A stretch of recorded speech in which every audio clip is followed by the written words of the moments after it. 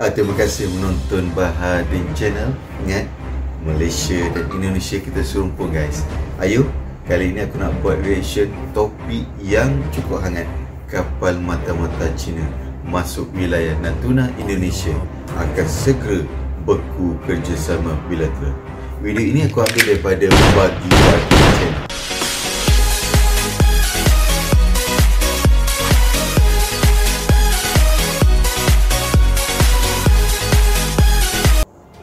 Okey guys,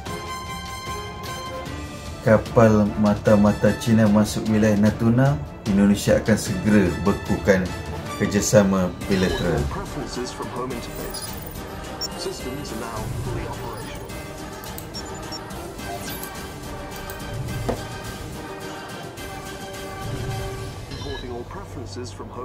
Sahabat Bagi-Bagi, saat ini tensi ketegangan dan kondisi Laut Natuna Utara dikabarkan tengah memanas. Semua terpampang nyata dengan hadirnya ribuan kapal nelayan China dan armada pendukungnya yang sudah mengintai di sana. Jelas ini bukan kabar yang baik, karena artinya mereka sudah makin berani menginjak-injak kedaulatan kita, bos. Melihat hal ini tentu besar harapan kita agar pemerintah bertindak tegas dan membuat gebrakan baru untuk menghalau China di Natuna. Sebab kejadian tersebut bukan kali pertama terjadi, melainkan sudah berulang, dan intensitasnya makin meningkat akhir-akhir ini. Nah sobat sekalian, kabar terbaru, dikabarkan pula bahwa kapal mata-mata milik Beijing sudah bersiaga di Laut Natuna, disusul kapal induk Amerika yang juga dikabarkan mulai terlihat.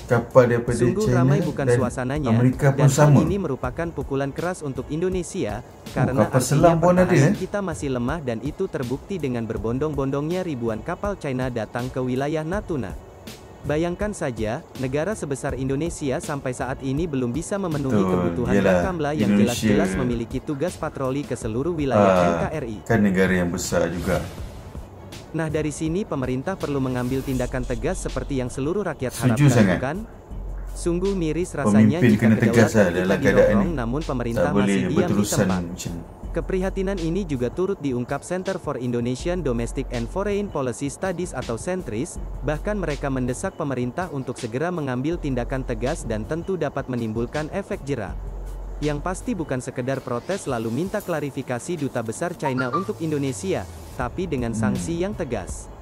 Supaya dengan memberi tekanan kepada otoritas Tiongkok, mereka akan menyetop aktivitas ilegal di wilayah kedaulatan Indonesia.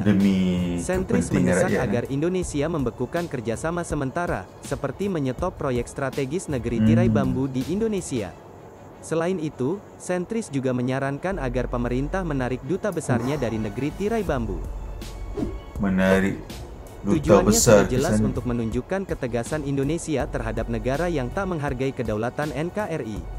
Singkatnya begini bos, urusan proyek dan hutang piutang jangan sampai melemahkan sikap, posisi apalagi kedaulatan bangsa ini di mata dunia. Kalau perlu dilakukan pembekuan, lakukan saja toh China juga bergantung dengan kita. Jadi bukan hanya mereka yang bisa mengancam kita, tapi kita pun bisa melakukan hal yang sama. Sahabat Bagi-Bagi, kalau melihat upaya yang sudah dilakukan dengan dampak yang ada, sepertinya mau kita menambah kekuatan sebanyak apapun mereka masih tetap akan mengganggu. Itu artinya mereka masih menganggap remeh kekuatan kita. Maklum saja jika boleh jujur China memang jauh di atas Indonesia bos. Dari segi ketenteraan dah siaga, tapi jadi modernisasi harus tetap berlanjut. Dan yang lebih penting tentu sikap pemerintah yang tegas dan keras untuk kasus ini. Ingat, Indonesia merupakan negara penting untuk Beijing dalam konteks kerjasama di berbagai bidang, terutama investasi. Benar sekali, Indonesia merupakan pasar yang menguntungkan untuk China. Jadi singkat saja, jika pemerintah berani mengambil sikap, Tiongkok juga akan merugi. Sehingga mungkin saja mereka akan berhenti jika sudah diancam seperti itu kan? Negara besar seperti China kemungkinan juga akan mempertimbangkan hal-hal yang menyangkut perekonomian mereka bos. Sebab ekonomi lah yang akan membangunkan sebuah negara. Kekuatan militer belum mampu, cara lain harus dilakukan bukan? Harus tegas, karena jika lemah, maka bangsa ini akan semakin direndahkan oleh bangsa lain karena tidak punya keberanian dalam bersikap. Nah sobat sekalian, pertahanan tetap harus diperkuat, tapi mental pemerintah dalam mengambil sikap juga mesti ditegakkan. Jangan sampai kita berlama-lama membiarkan pelanggaran itu terjadi bukan? Sekarang kita tunggu saja, kira-kira saran ini akan dipakai atau tidak sama sekali. Oke, kalau menurut kalian bagaimana? Silahkan tulis pendapat kalian di bawah ya. Sebelum ini, Presiden Jokowi tegas beritahu wilayah Kepulauan Natuna adalah kawasan Republik Indonesia.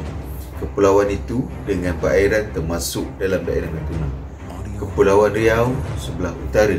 Dari dulu sampai sekarang, Natuna adalah Indonesia. Kalau kita tengok video tadi, dia beritahu ada kapal Cina masuk.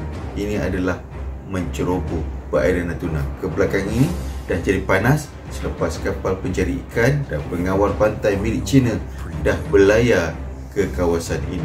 Perairan Natuna adalah ikut undang-undang masuk dalam kawasan zon E ekonomi eksklusif ZEE Indonesia. Jadi kerajaan Indonesia perlu tegas dan elok cuba cari diplomasi, selesaikan masalah ini dengan hantar nota protes secepat mungkin kepada kerajaan China, sebab di Indonesia sendiri pun ada wakil yang boleh kita usaha melalui Duta Besar China di Jakarta, Indonesia. Yakinlah guys, rakyat Indonesia ia perlu bersatu supaya bertambah kuat. Aku pasti pemimpin Indonesia akan cari jalan terbaik demi keselamatan rakyat. Sebelum kita berpisah, aku nak beritahu video Baharin Channel akan buat ulasan perkembangan semasa dan reaksyen negara Indonesia berkaitan dunia militer, tempat-tempat menarik, makan yang sedap, apa sahaja mengenai orangnya yang baik-baik dan sebagainya. Sebab apa?